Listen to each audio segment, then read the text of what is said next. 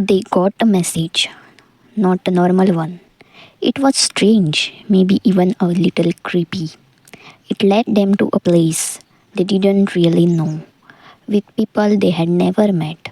Turns out they were all invited to play a game, but this wasn't a board game.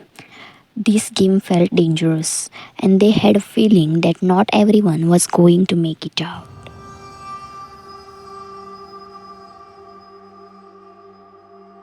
They came, each drawn by a unique thread of intrigue, or perhaps a hidden exposure. For one, it was a set of stark coordinates promising an experience beyond the dull. For another, a riddle whispered of confronting inner demons. A lure was too personal to ignore. They weren't alone in answering the calls. Others too had received their cryptic summons, their phones now buzzing with unsettling fragmented updates, whispers of what was to come, and amongst them a keen eye noticed a recurring symbol, an unsettling mark that echoed the strange designs on their invitations and hinted at the connection far deeper than a simple gathering. Here, the game begins to reveal itself. The air crackled with an unspoken tension as they gathered within the imposing space. It wasn't long before the nature of their gathering began to take a chilling turn. A disembodied voice, cold and devoid of emotions, filled the room.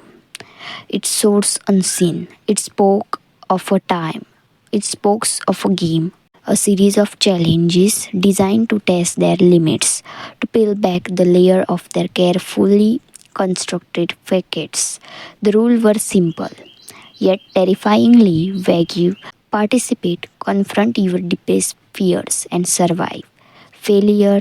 The voice implied with a chilling resonance carried consequences they couldn't yet fathom. The first trial was stark descent into psychological. Projected onto a cold stone wall were images, fleeting glimpses of moment they had fleeting glimpses of moment they had tried to bury, regrets that chewed the edges of their memories, failures that still echoed in their minds.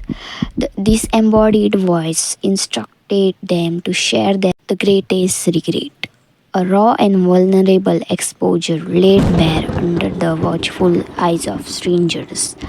Listen hung heavy in the air, thick with discomfort and dawning realization that this game was far more personal, far more invasive than any of them could have imagined.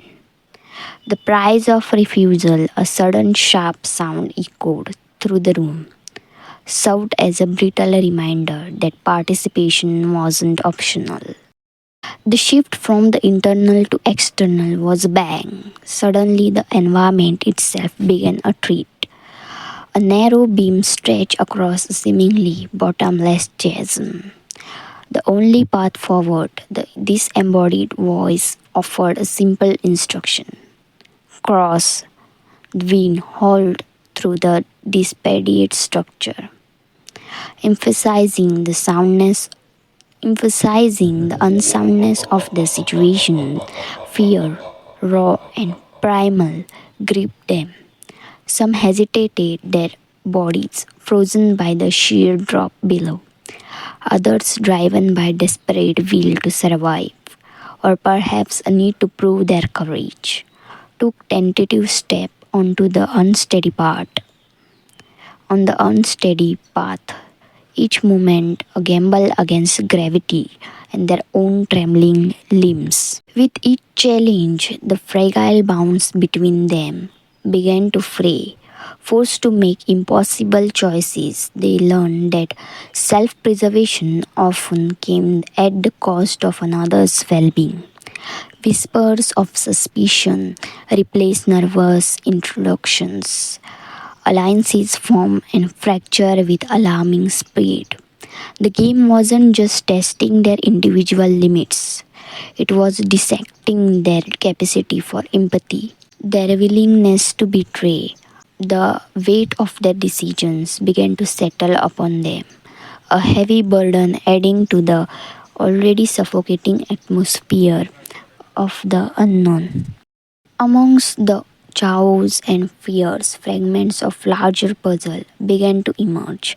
A discarded photograph bearing a familiar symbol, a whisper name overheard in their shadows, a sequence of numbers etched into the decaying wall that seems to connect their individual invitations. This small unsettling detail hinted that they weren't bought together randomly. There was a design, a purpose behind this torment, and the realization sent a fresh wave of unease through the group.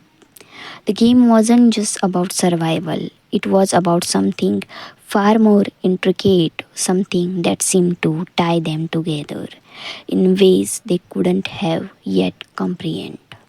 As the true nature of the game began to dawn on them, a final, more terrifying challenge presented itself. It wasn't a test of courage or memory, but a direct confrontation with the very reason they had been chosen. The disembodied voice echoed more once.